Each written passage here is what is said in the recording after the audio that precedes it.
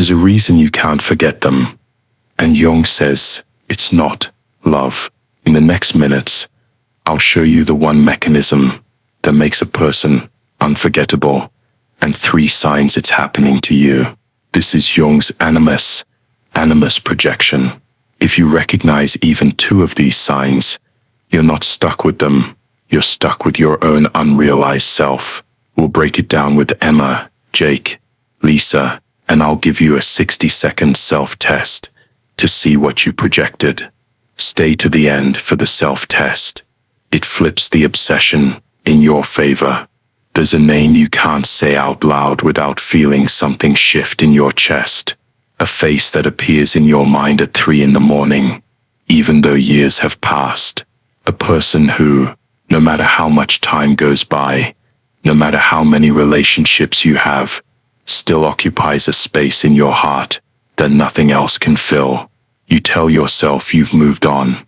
You tell yourself it was just a phase, just timing, just circumstances. But deep down, you know the truth. You're still carrying them, and you have no idea why. What if I told you that the person you can't forget isn't who you think they are? What if the reason you can't let them go has nothing to do with who they actually were, and everything to do with what they represented in your psychological landscape? Jung discovered something that changes everything about how we understand obsessive love, unforgettable connections, and the people who haunt us long after they're gone. This isn't about closure or moving on. This is about understanding what your unconscious mind was actually responding to when you met them, and why. Until you understand this, you'll never be free. Before we explore Jung's most profound discovery about unforgettable people, I need to ask you something. Is there someone you can't forget? Someone who feels more real in memory than most people feel in person? Write in the comments, I can't forget, and share just their first initial, nothing more. You're not alone in carrying this. Her name was Emma, and she'd been carrying him for 15 years. His name was Daniel, and they dated for 8 months when she was 22. 8 months, 15 years ago. Emma had been married since then, divorced, had other serious relationships, moved to 3 different cities, built an entire life. But Daniel was still there, not in her daily thoughts necessarily, but in that deep place where certain people live forever. She could still remember the exact sound of his laugh, the way he looked at her like she was the only person in the room, the conversations that felt like coming home. Emma's friends were tired of hearing about him. It was 15 years ago, they'd say.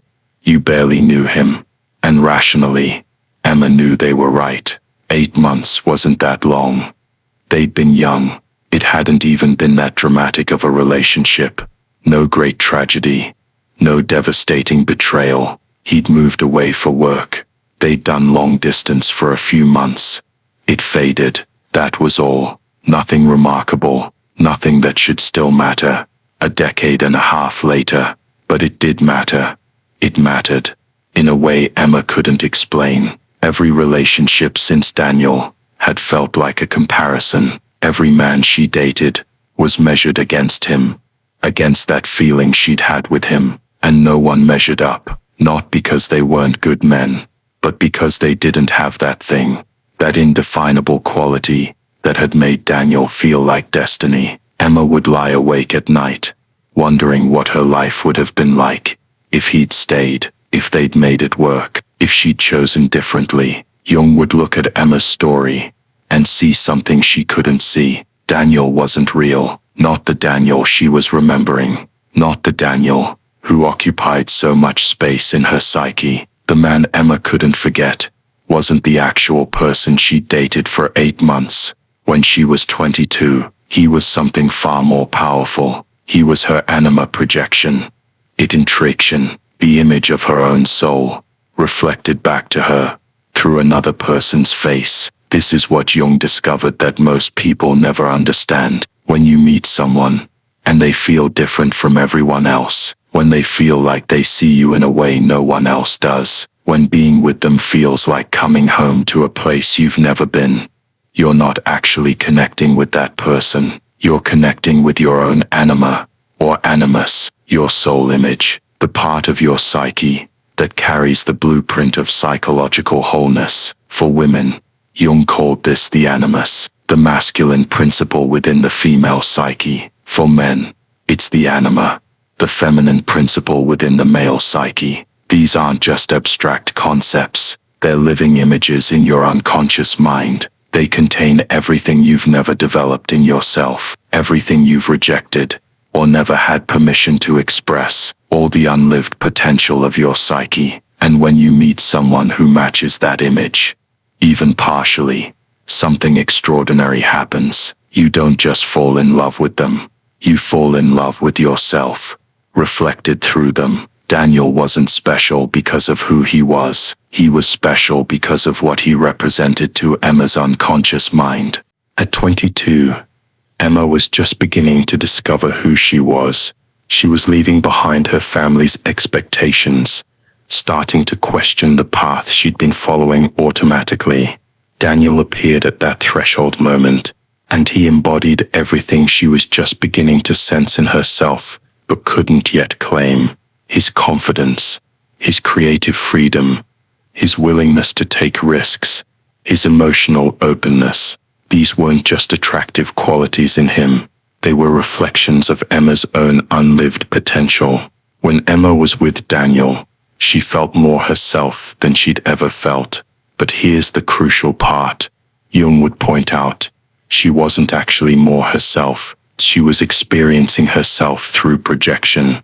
She was seeing her own soul image reflected in Daniel's face. That's why it felt so powerful. That's why no one since has compared. Not because Daniel was objectively better than everyone else, but because he carried her pristine, unintegrated animus projection. Have you noticed that the person you can't forget often comes from a specific time in your life? Usually a transitional time. Usually when you were becoming someone new. Usually when you were just beginning to sense possibilities in yourself that you didn't know how to actualize. That's not coincidence. That's when your anima, or animus, is most active. When you're at a psychological threshold, your unconscious presents you with a guide, and that guide often wears another person's face. Jung worked with patients who had been obsessed with someone for decades, people who'd been married to other people, had children, built whole lives, but still carried this one person like a secret companion. And Jung noticed a pattern. The person they couldn't forget was almost always from a time of major life transition, just before adulthood, just before a big move, just before a career change, just after a loss. The unconscious, Jung realized, uses other people to show us who we're becoming, to show us the parts of ourselves that are ready to emerge, but haven't yet. Let me tell you about Jake.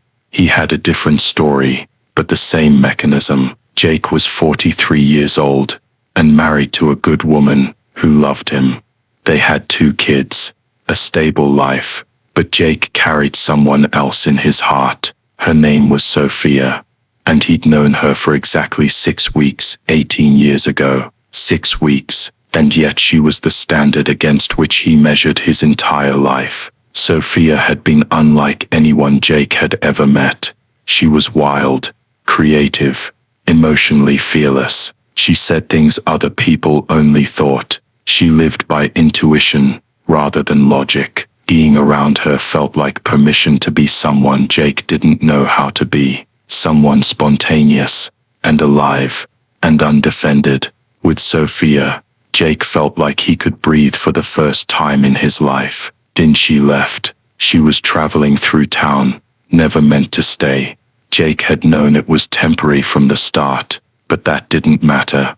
18 years later, he still thought about her, still wondered where she was, still felt like he'd lost something irreplaceable when she drove away. His wife knew about Sophia. She'd learned to live with the ghost, but it hurt her. How could it not? How could she compete with a memory that had been polished to perfection over 18 years? Jake felt guilty about it. He knew it wasn't fair to his wife, He knew he should be over someone he'd known for 6 weeks nearly 2 decades ago, but he couldn't help it. Sophia had touched something in him that no one else had touched before or since, and he didn't understand why.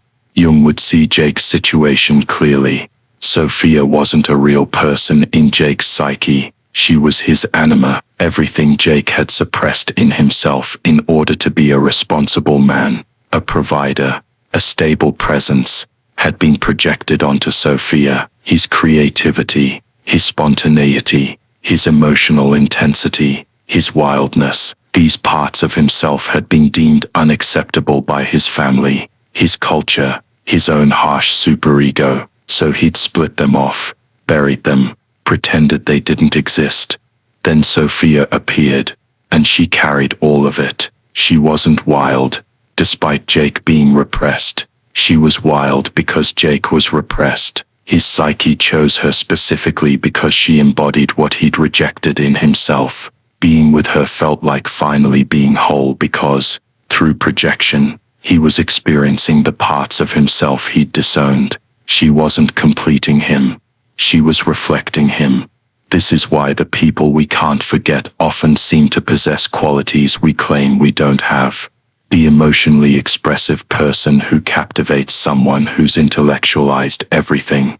The free spirit who obsesses someone who's rigidly controlled. The deeply intuitive person who haunts someone who lives entirely in their head.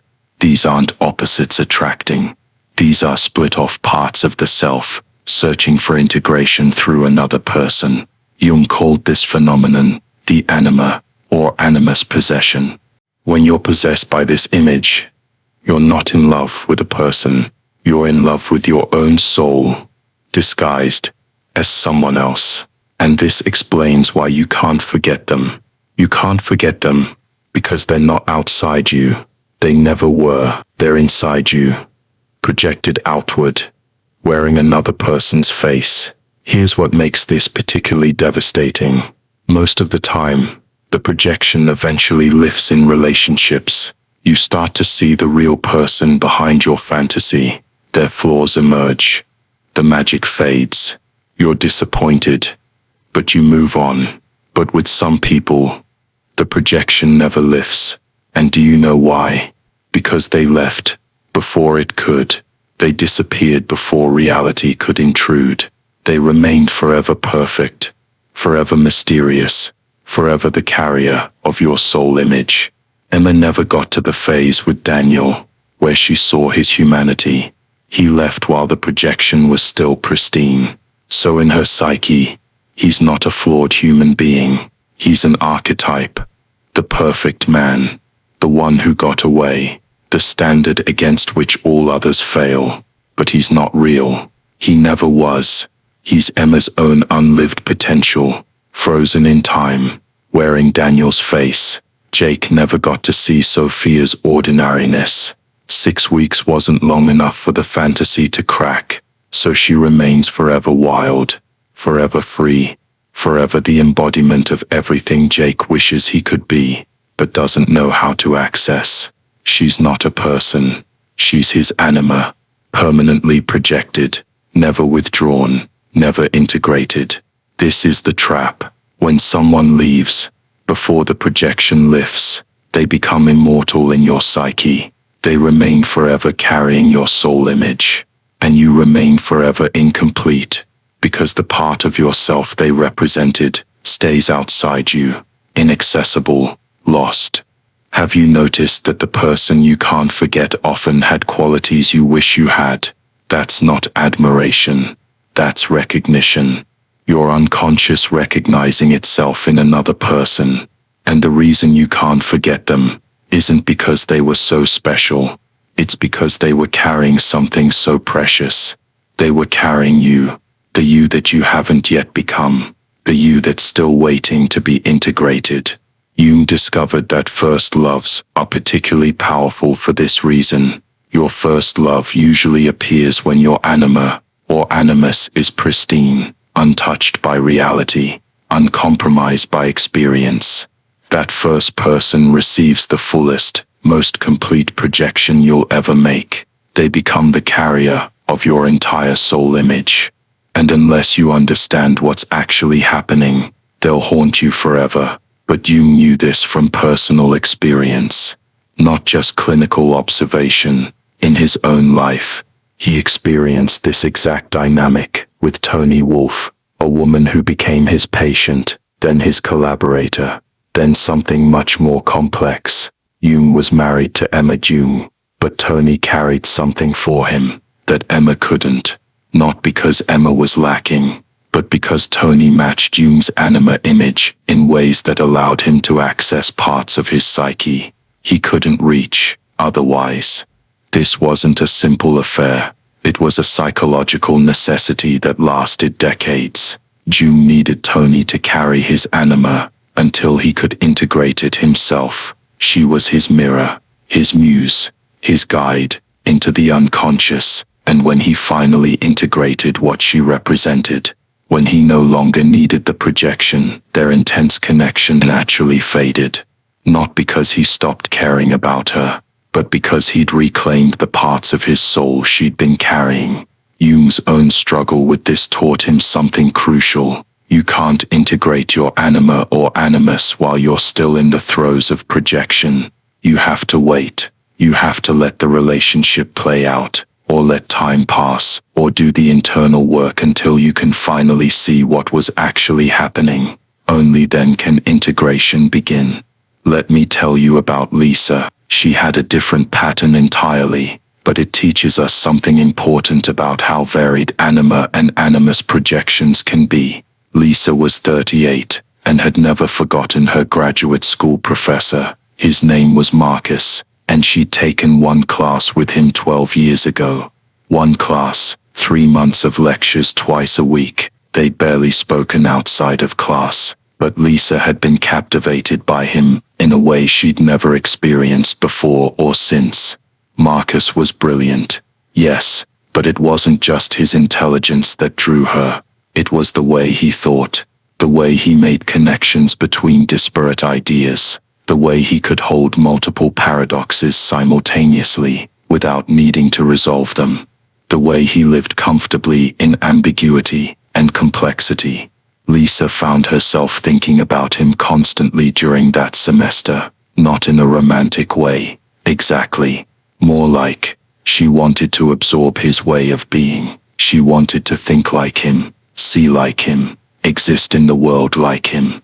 After the class ended, Lisa never saw Marcus again, but his influence lingered. She found herself comparing every intellectual pursuit to those 3 months. Every book she read, she wondered what Marcus would think of it. Every idea she had, she imagined discussing it with him. 12 years later, she still did this. She still carried him as an internal reference point, an idealized intellectual companion who resided permanently in her mind. Jung would recognize Lisa's situation immediately. Marcus wasn't a romantic animus projection. He was an intellectual animus. He carried the qualities of mind that Lisa possessed, but hadn't yet claimed. Her ability to think complexly, to hold paradox, to live in ambiguity. These capacities were hers, but she'd never given herself permission to fully develop them. She'd been raised in a family that valued certainty and clear answers. Complexity was uncomfortable. Ambiguity was weakness. So she'd suppressed her natural inclination toward nuanced thinking. Then Marcus appeared, and he embodied everything she'd been denying in herself. He wasn't special because of who he was. He was special because he reflected her own unlived intellectual potential.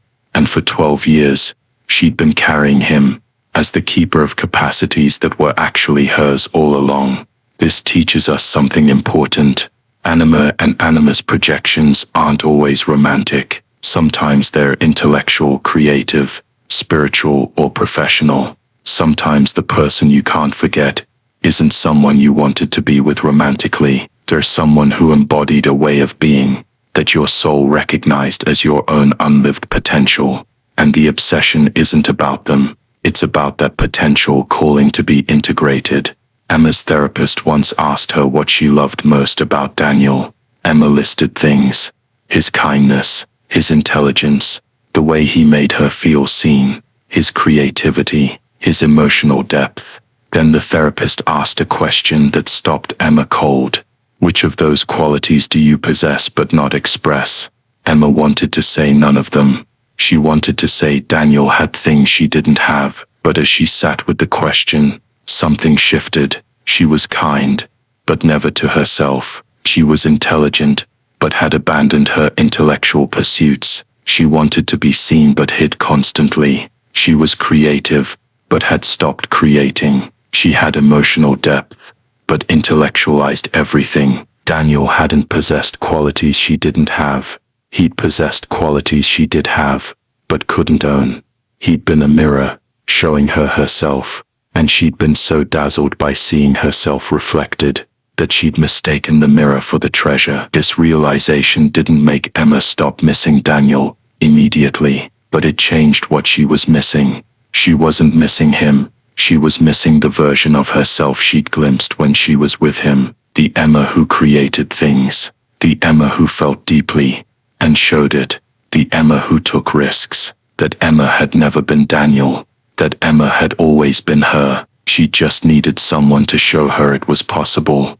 Jung would say that this is the gift of the anima or animus projection. When you finally understand it, the person you can't forget becomes a map. They show you what your psyche is longing to integrate. Every quality you loved in them. Every way they made you feel. Every aspect of them you can't let go. Points to something in yourself that's asking to be developed, expressed, embodied. Jake's obsession with Sophia was really an obsession with his own wildness, his own creativity, his own emotional freedom. Sophia hadn't taken these things with her when she left. She'd never had them. She'd only reflected them. They were still in Jake, dormant, waiting, projected onto a memory that was growing more mythical with each passing year. Lisa's attachment to Marcus was really an attachment to her own intellectual complexity, her own capacity for nuanced thinking, her own comfort with ambiguity. Marcus hadn't given her these capacities. He'd simply embodied them in a way that let her see they were possible, and for 12 years, she'd been seeking them in him instead of developing them in herself. But here's the hard part about integration. It means you have to stop blaming the person who left for taking your wholeness with them. It means you have to recognize that what you've been seeking in them was never theirs to give. It means you have to take responsibility for developing in yourself what you've been admiring in them. And that's terrifying, because it means they weren't special. And if they weren't special, if they were just a mirror, then you have to grieve the fantasy. You have to let go of the story that there was one person who understood you, one person who could have saved you, one person who held the key to your happiness.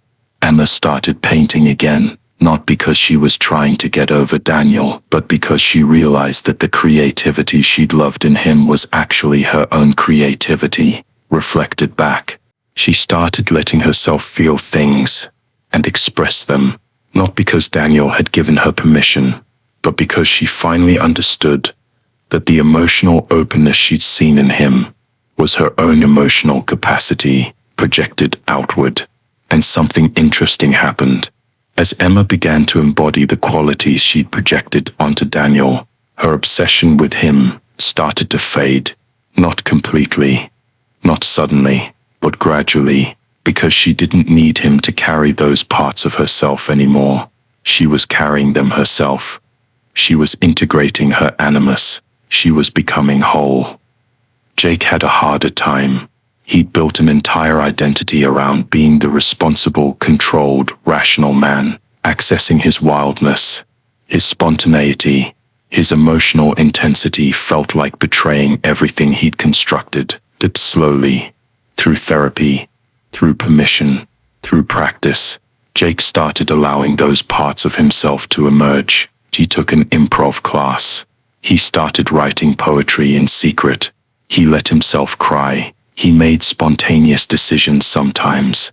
And as he did, Sophia's hold on him loosened, to not because he loved her less, but because he was becoming what he'd loved in her. Lisa began allowing herself to think complexly, to sit with paradox, to live in ambiguity, without needing immediate resolution. She started writing essays that explored nuance, rather than declaring certainty. She joined discussion groups, where intellectual complexity was valued rather than feared.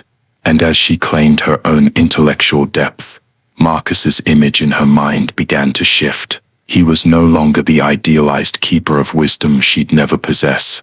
He was just a professor who taught a class 12 years ago, someone who'd reflected something back to her at a time when she needed to see it. But the capacity he'd reflected had always been hers. This is what Jung meant by individuation. You're not trying to forget the person, you're trying to integrate what they represented. You're trying to become whole enough that you don't need another person to carry your soul for you. And when you do that, when you integrate your anima or animus, the obsession naturally dissolves, not because you forced yourself to let go, but because there's nothing left to hold on to. The projection has been withdrawn. The soul image has been integrated. The person becomes just a person again, fondly remembered perhaps, but no longer mythical, no longer omnipresent, no longer the standard against which everything else fails. But I want to be honest with you about something. This process isn't quick. Emma worked on this for years. Jake is still working on it. Lisa only recently began. Integration of the anima or animus is lifelong work. You don't do it once, and you're done. You peel back one layer and discover another. You integrate one aspect, and a deeper one emerges. Jung himself said that the anima and animus are the most powerful archetypes in the psyche. They don't surrender easily, and sometimes, even after years of work, you'll think about that person. You'll wonder where they are. You'll feel that pull. But if you've done the integration work, it feels different. It's not obsession anymore. It's not longing. It's more like gratitude. Gratitude for the mirror they provided. Gratitude for showing you parts of yourself you didn't know were there. Gratitude for being the catalyst for your own becoming. Here's something else. Jung discovered that's crucial. The people who carry our anima or animus projections usually have no idea. They're just living their lives, being themselves. They don't know they've been installed in someone else's psyche as the keeper of their soul. Emma never told Daniel that she'd been carrying him for 15 years. He probably barely remembered their 8 months together. Sophia had no idea. Jake measured his entire life against 6 weeks they'd spent together nearly 2 decades ago. Marcus didn't know that Lisa had been using him as an internal reference point for 12 years. These people aren't magical. They're not more special than anyone else. They just happen to match an internal image at exactly the right moment, or exactly the wrong moment, depending on how you look at it. This is actually liberating. When you really understand it, it means the person you can't forget doesn't have power over you. They never did. The power was always yours. The image was always yours. The soul they seemed to carry was always your own soul, just reflected in their features. And if it's yours, you can reclaim it. You can integrate it. You can become the person you saw in them. In modern dating, this dynamic is everywhere but rarely understood. People swipe through hundreds of faces, looking for that feeling, that recognition, that sense of finally meeting someone who gets them. And sometimes they find it. Someone matches the anima or animus image closely enough, that projection happens. Suddenly, after weeks or months of mediocre dates, there's someone who feels different. Someone who feels like fate. Someone who feels like the answer. But Jung would warn us, that feeling isn't love. Not yet. It's projection. It's your psyche, recognizing an opportunity for integration. And if you're not conscious of what's happening, one of two things will occur. Either the projection will eventually lift, and you'll be disappointed when the real person emerges from behind your fantasy, or the relationship will end before the projection lifts, and you'll carry that person forever, never understanding why you can't let them go. The solution isn't to avoid projection. You can't. The anima and animus are too powerful. They will project. That's what they do. The solution is to become conscious of what's happening when it happens, to recognize projection when you feel it, to use that recognition as information about yourself, rather than information about the other person. When you swipe right on someone and feel that instant magnetic pull, ask yourself, what are they reflecting? To when you meet someone and conversation flows effortlessly, ask yourself, what part of me am I experiencing through them? When you can't stop thinking about someone after one date, ask yourself, what unlived potential of mine are they embodying? These questions don't diminish the connection, they clarify it. They help you see what's actually happening, and that consciousness is the beginning of integration.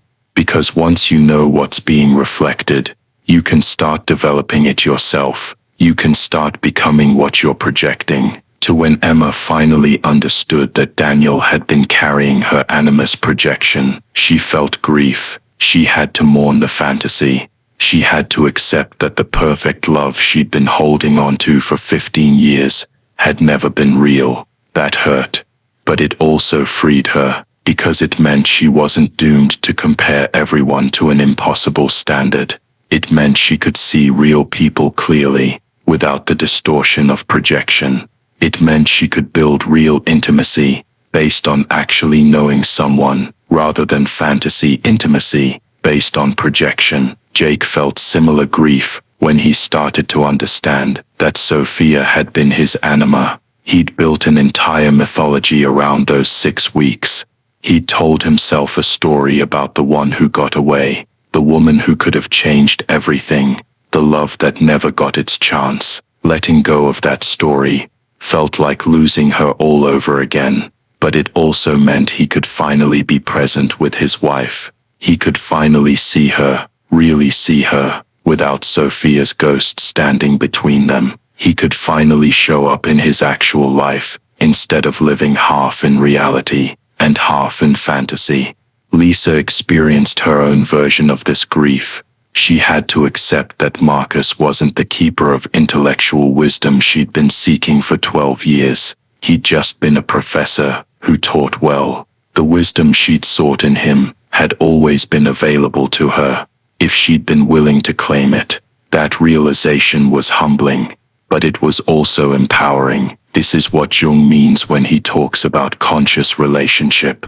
It's not about finding your soulmate or your other half. It's about becoming conscious enough that you can see another person as they actually are, without the distortion of anima or animus projection. It's about being whole enough that you don't need someone else to carry your soul for you. But here's the paradox. You can't become conscious of projection without experiencing projection. You need those intense connections. You need to feel that recognition. You need to meet people who carry your anima or animus, because that's how your psyche communicates with you. That's how it shows you what needs to be integrated. The person you can't forget isn't a mistake or a curse. They're a teacher, a mirror, a messenger from your own unconscious, showing you who you're meant to become. So if you're carrying someone, if there's a person you can't forget, no matter how hard you try, maybe it's time to ask different questions. Not why can't I forget them, but what were they reflecting? Not why did they leave, but what did they take with them that was actually mine? That will I ever meet someone like them again? But how can I become what I loved in them? These questions shift everything, because they return power to you. They make you the active agent in your own story, instead of the passive victim of someone else's departure. They turn obsession into integration. They transform longing into becoming. Emma is in a relationship now that feels completely different from anything she experienced with Daniel or anyone else. It's quieter, less intense, but deeper, more real. She can see this person clearly. She knows his flaws, his struggles, his humanity, and she loves him anyway. Not because he's perfect, not because he carries her soul, but because he's real, and so is she. They're two whole people choosing each other, not two half people trying to complete each other through projection. Jake is still married, still working on integration, still sometimes thinks about Sophia, but it's different now. He's reclaimed his wildness.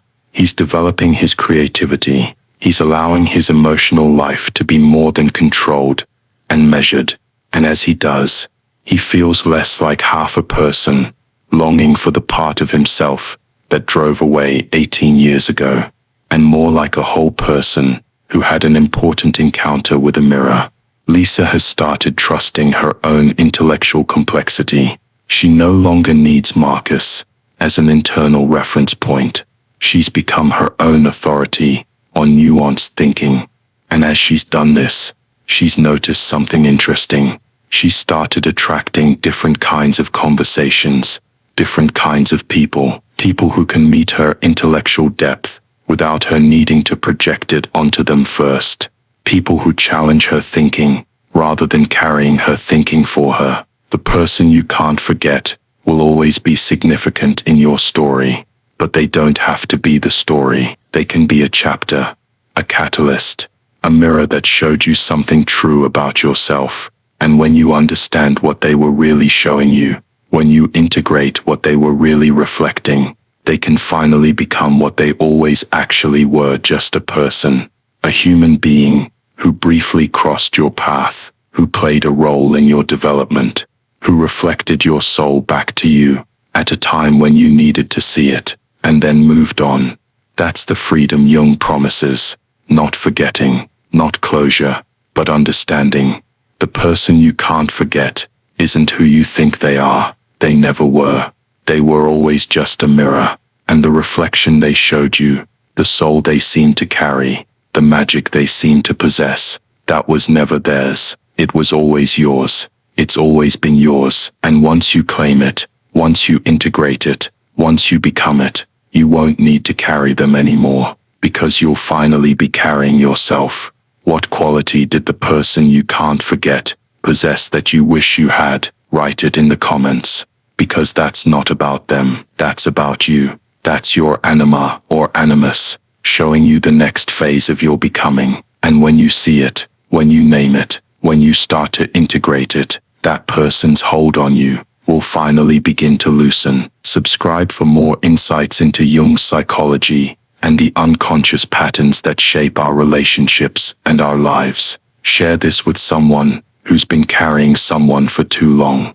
They need to understand what Jung discovered about the person who won't leave their mind. In the end, the person you can't forget has given you the greatest gift, even though it doesn't feel like it. They've shown you yourself.